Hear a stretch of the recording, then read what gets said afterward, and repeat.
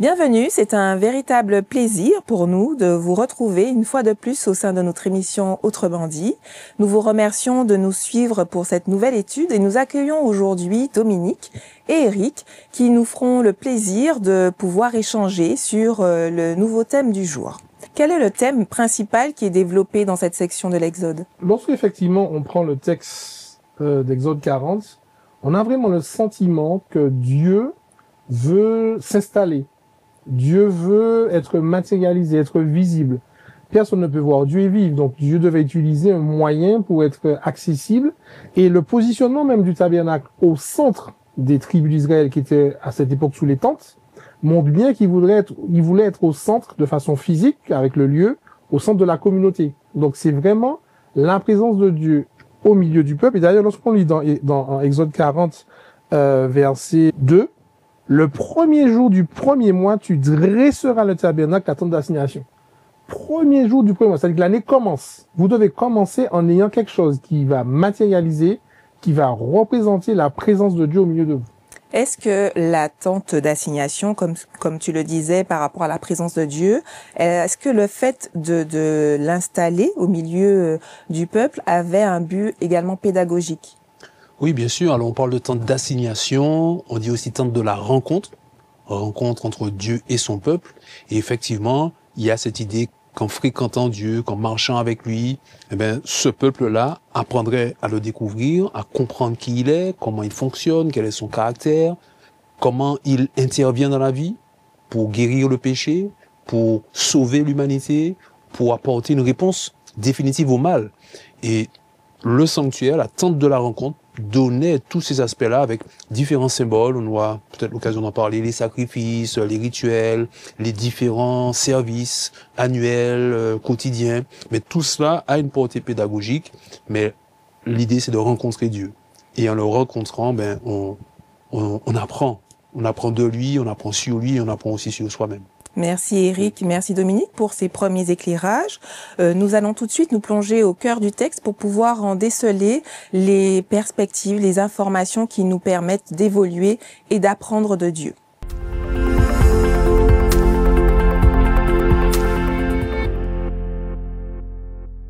Pourquoi est-ce que Dieu a-t-il donné un modèle de construction à Moïse?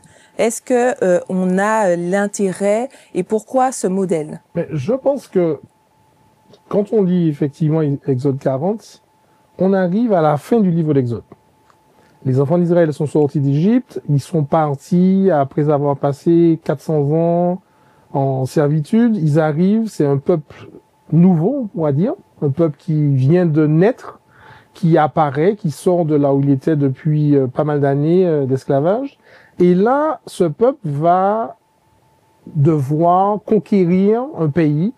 Donc, recherche d'une identité, recherche d'une culture, recherche de nom, et ne sachant pas forcément comment faire. C'est comme un bébé qui commence, etc., à marcher, à vouloir parler. Donc, il fallait donner des recommandations, il fallait donner un sens. Et c'était le peuple de Dieu. Donc, Dieu va donner à Moïse un modèle, comme a dit tout à l'heure, qui va symboliser beaucoup de choses.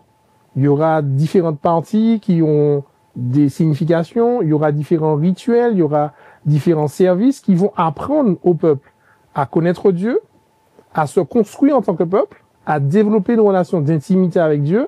Et donc, il était important que le peuple ne puisse pas construire quelque chose qui ne ressemble pas véritablement à ce que Dieu voulait leur donner. D'ailleurs, quand on revient dans la Genèse, lorsque Dieu crée l'homme, il dit, nous allons le créer à notre image, selon notre ressemblance. Donc Dieu a toujours quelque chose qui part de l'origine, de ce qui est au-dessus, et il nous invite à faire, à copier, à reproduire, parce que c'est lui l'origine, c'est lui la source de tout. Donc il fallait effectivement pour le peuple d'Israël un modèle pour l'organisation de la société autour de la personne de Dieu, parce que c'était un peuple qui tournait autour de Dieu qui domine toute chose. Alors tu indiques que c'est un modèle qui est utilisé de la part de Dieu à recopier, est-ce à dire qu'il existe quelque chose de semblable ou d'identique ailleurs?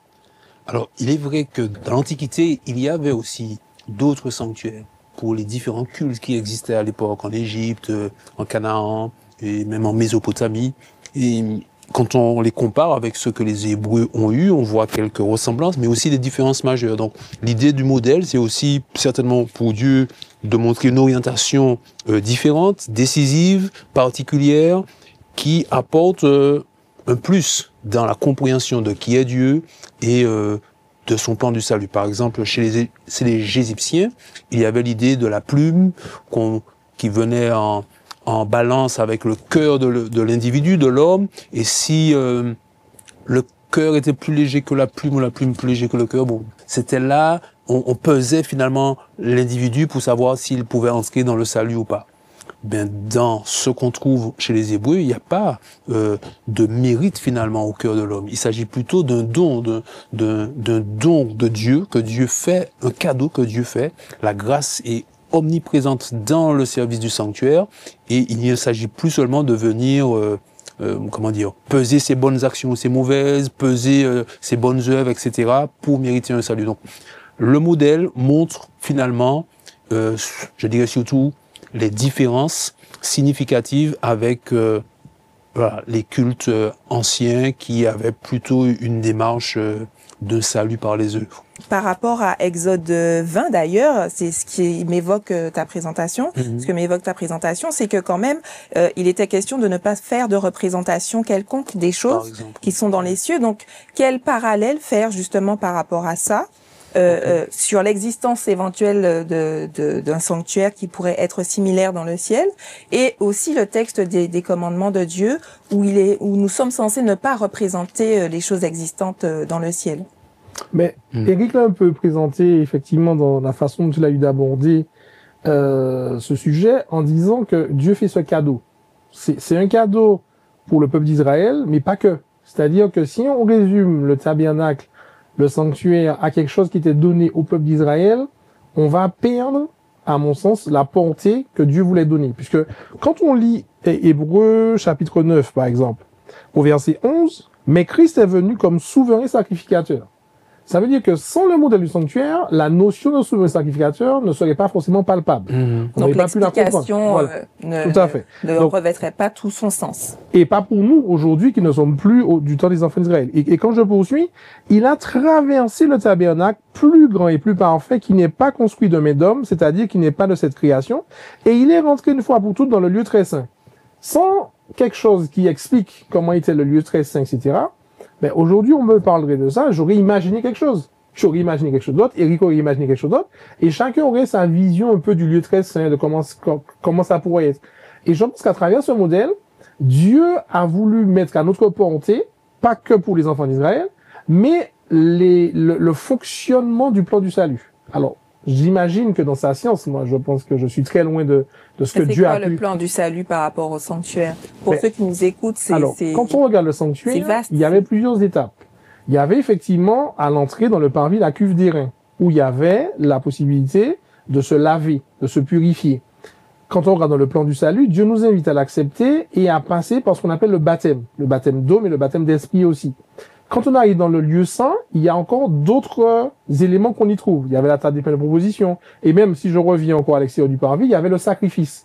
Donc on voit que le processus qui va nous amener jusqu'au lieu très saint commence d'abord par le sacrifice. C'est-à-dire que il y avait un sacrifice journalier qui se faisait pour tous les enfants d'Israël qui venaient au sanctuaire. Ce sacrifice était possible pour tous. Ben, nous aussi aujourd'hui, il y a eu un sacrifice qui a été fait, disponible pour tous. On poursuit le cheminement avec ce qu'on a précisé, le baptême, etc.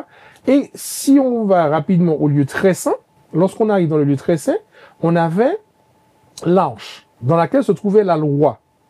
Mais sur l'arche était ce qu'on appelle le propitiatoire. C'est dommage qu'on ait ce mot en français qui n'est pas toujours parlant pour tous, mais quand on prend en anglais, le propitiatoire veut dire mercy seat, c'est-à-dire le siège de la grâce. Et se dire que depuis le parvis, j'arrive jusqu'au lieu très saint, et lorsque j'arrive, le siège de la grâce se trouve au-dessus de la loi, je comprends que même si la loi est importante, c'est pas ça qui va me permettre d'arriver au salut. C'est la grâce que Dieu offre à travers tout ce processus de sacrifice de Jésus, de l'agneau, d'acceptation par le baptême.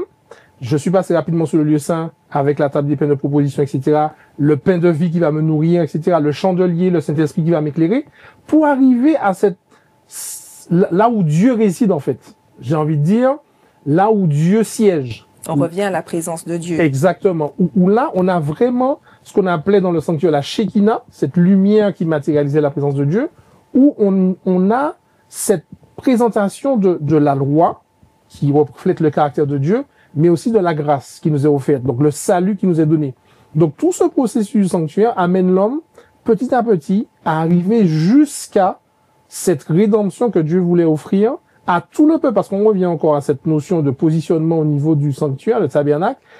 Il y avait 12 tribus qui étaient donc de chaque côté, nord, sud, est et ouest, et le tabernacle était au milieu. Ça veut dire que tout le monde voyait, tout le monde avait accès, et tout le monde pouvait rentrer dans ce processus pour arriver au salut. Par rapport à ce que tu dis, est-ce que donc le tabernacle, c'est aussi d'une part l'expiation des péchés, et aussi la présence de Dieu, et puis le renouvellement, le contact qui était chaque fois renouvelé. Et ce contact-là est fondamental, parce que quand on parle de péché, la Bible ne veut pas seulement se focaliser sur les actes posés, les actes mauvais posés, les péchés, qui sont en quelque part seulement des symptômes. La cause, c'est la distance qui existe entre Dieu et l'homme. Et donc, le remède, c'est de combler la distance, d'assurer une reconnexion, une nouvelle proximité.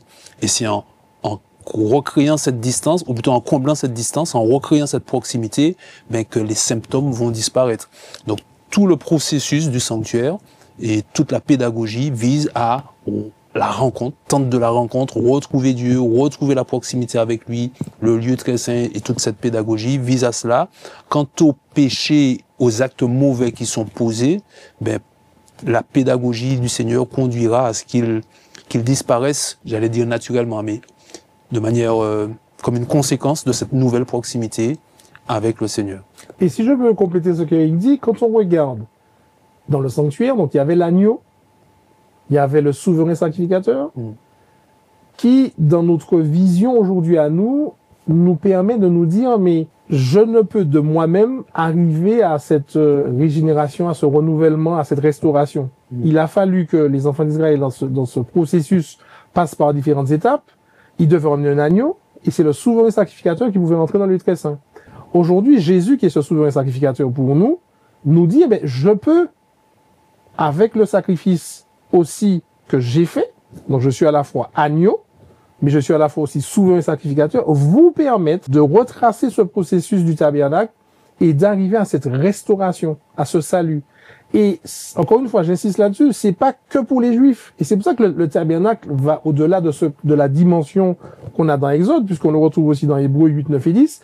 Le tabernacle, c'est quelque chose qui nous explique ce que Dieu veut pour l'humanité. Mais est-ce que au-delà du tabernacle, mais également toutes les recommandations qui avaient été faites à l'époque, est-ce que c'est encore valable pour nous aujourd'hui? Ou est-ce que nous bénéficions que de la finalité du tabernacle aujourd'hui? Alors, il faut regarder, analyser, étudier, faire preuve de discernement.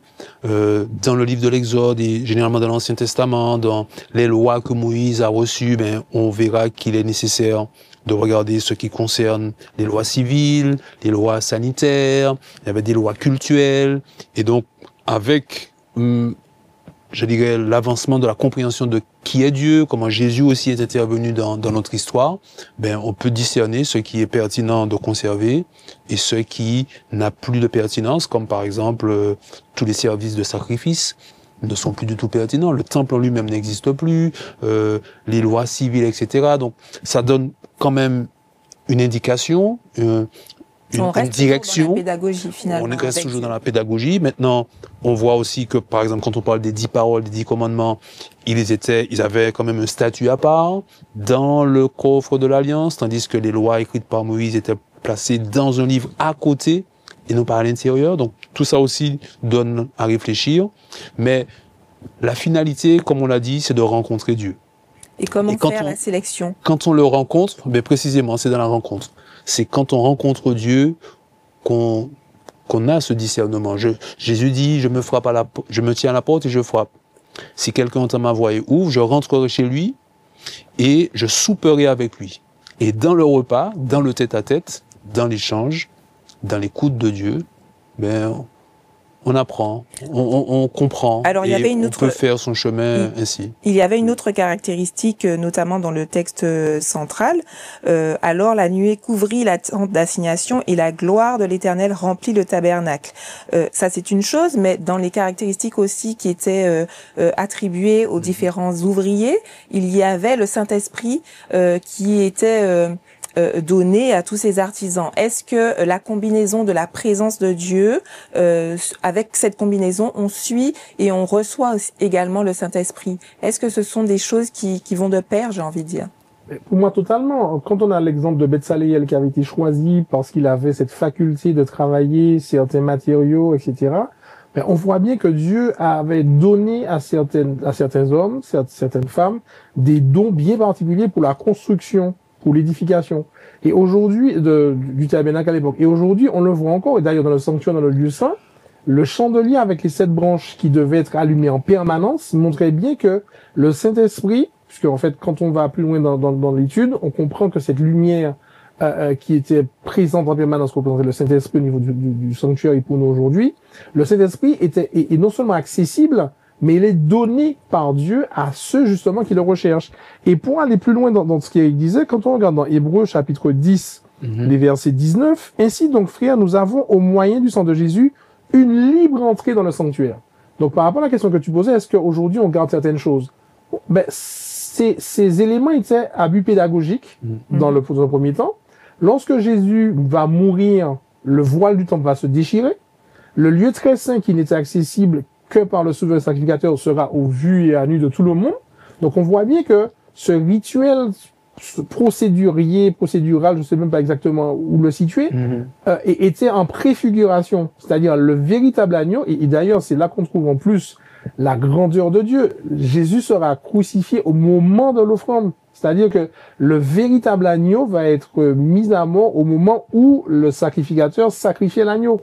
Donc, il y a une connexion qui se fait entre ce sanctuaire qui symbolisait tout ce qui allait arriver et la matérialisation de la personne de Jésus, de tout le processus. Et donc, cette notion du Saint-Esprit est encore valable aujourd'hui, puisque quand Jésus va partir, il va dire, je vous laisse le Consolateur, l'Esprit Saint qui va vous rappeler, qui va vous accompagner, qui va vous permettre de faire les choses que moi-même je faisais. Et aujourd'hui, sans le Saint-Esprit, on ne pourra pas y arriver. Même effectivement, comme tu le disais, avec cette vision du tabernacle, on a encore besoin de cette lumière qui nous éclaire, qui nous guide, qui nous rappelle notre mission et qui nous rappelle le salut qui arrive au bout de ce processus du sanctuaire. Aujourd'hui, c'est notre modèle. C'est sa présence dont nous réclamons tous les jours, pour laquelle nous réclamons tous les jours, et c'est aussi le Saint-Esprit qui nous est donné. Donc, bien sûr. Est-ce que là aussi c'est un modèle qui nous permet d'avancer et de continuer notre étude et notre apprentissage? Oui, tu fais bien de le dire, effectivement. Jésus, il a en quelque part incarné tout ce que représentait le sanctuaire. Et dans la lettre, plutôt dans l'évangile de Jean, le chapitre 1er, ce prologue de l'évangile de Jean dit bien que Jésus a tabernaclé au milieu de nous, il a habité au milieu des hommes, comme Dieu a habité au milieu des Hébreux à l'époque, par le symbole du sanctuaire, de la nuée et de la colonne de feu. Donc il a incarné tout cela. On est passé du symbole à une réalité tangible et un modèle que tous les hommes, qu'ils soient juifs ou pas, tous les hommes peuvent reproduire dans leur existence.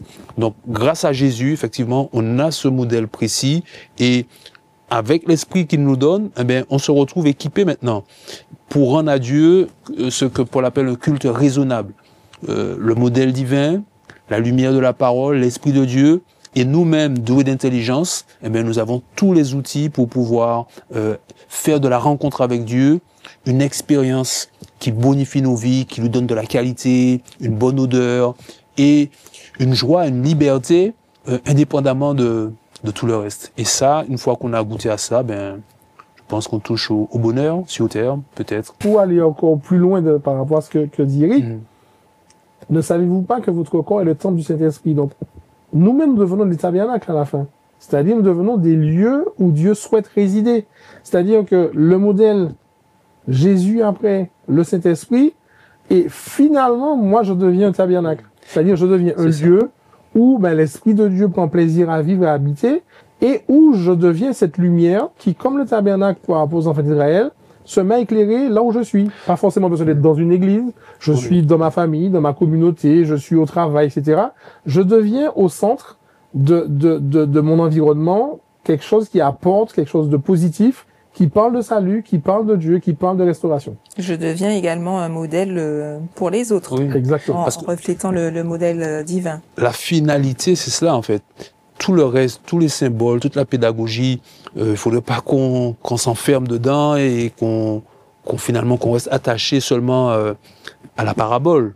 Il faut pouvoir aller plus loin et en considérant la finalité, le but, eh ben, avec cette vision-là, on peut développer un parcours de vie qui soit agréable à Dieu.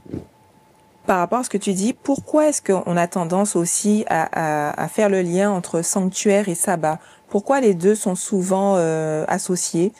Quand on regarde, et c'est ce qu'il disait en introduction, la tente, on appelle tente d'assignation, tente de la rencontre, ou encore lieu d'adoration. Donc il y avait ce lieu physique, mais également il y avait cette pédagogie pour pouvoir aller vers l'adoration. Quand on remonte dans Jardin d'Éden, le premier cadeau que Dieu fait à l'homme, Adam et Ève, c'est le sabbat. C'est-à-dire un lieu, un espace, un espace-temps où l'homme et la femme se retrouvent avec Dieu dans un moment particulier. C'est-à-dire un moment béni, un moment où ils peuvent l'adorer en toute quiétude, en toute latitude, un moment où la rencontre se fait de façon plus intime.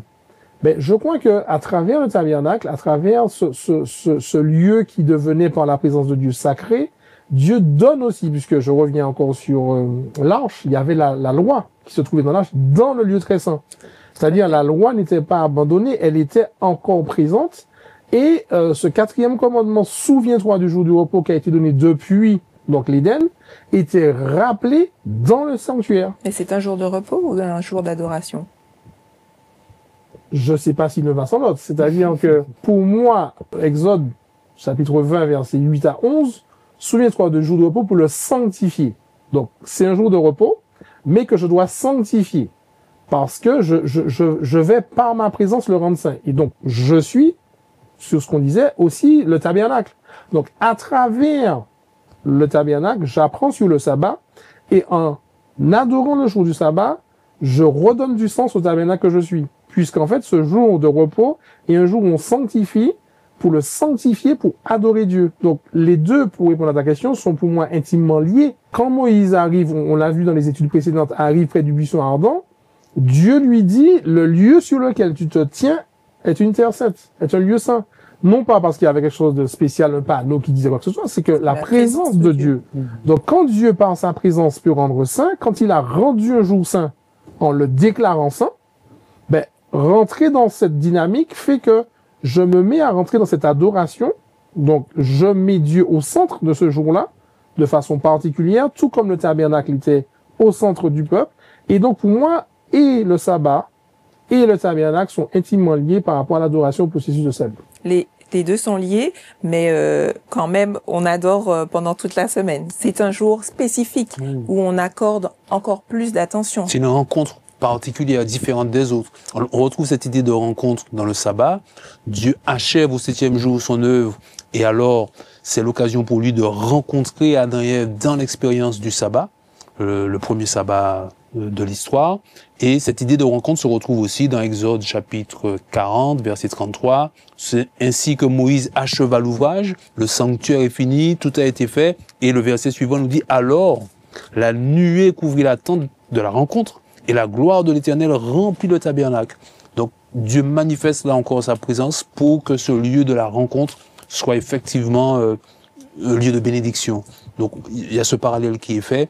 Mais si, comme on l'a dit tout à l'heure avec Dominique, notre corps aussi, maintenant, on peut le voir et le considérer comme le temple de l'Esprit, le temple de Dieu, il est possible effectivement d'y rencontrer le Seigneur dans cet esprit de prière, à l'écoute de l'Esprit, et pour mener une vie selon la volonté de Dieu. Merci Éric, merci Dominique. C'est ici que nous clôturons cette partie. Voyons maintenant quelques aspects pratiques pour nos vies quotidiennes.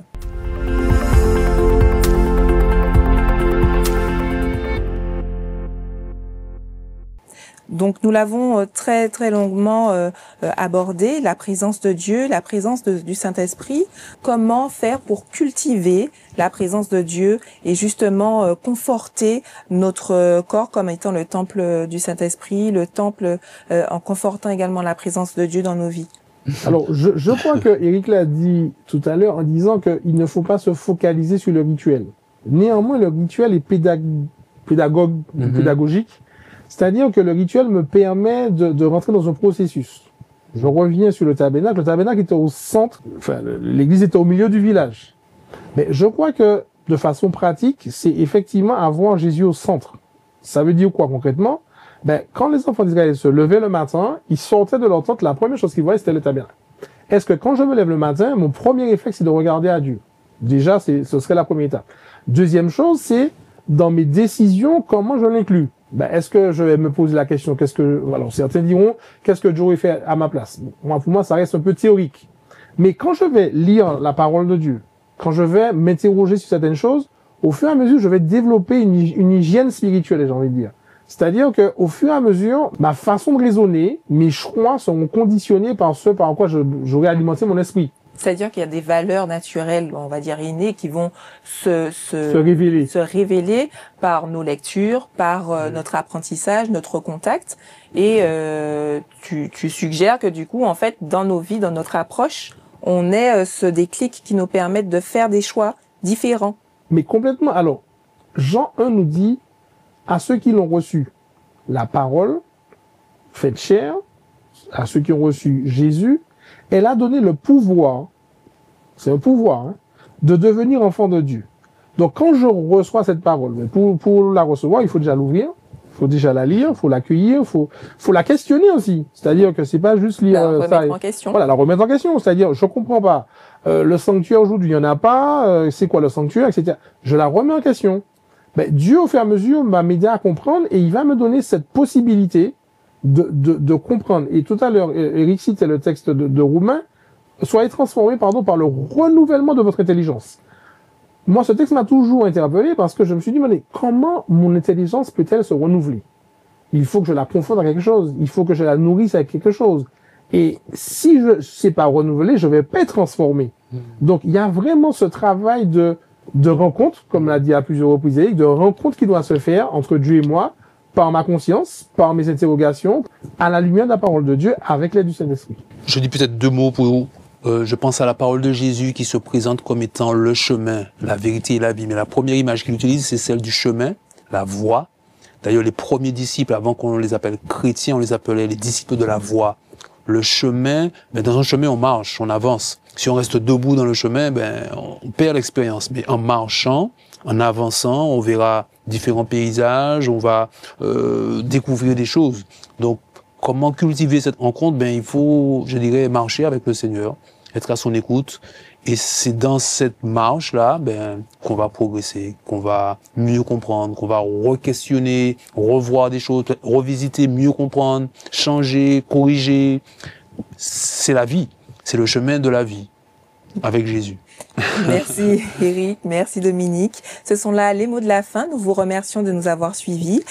Si cette émission vous a plu, nous vous invitons à liker la page et à partager cette émission autour de vous. À très bientôt.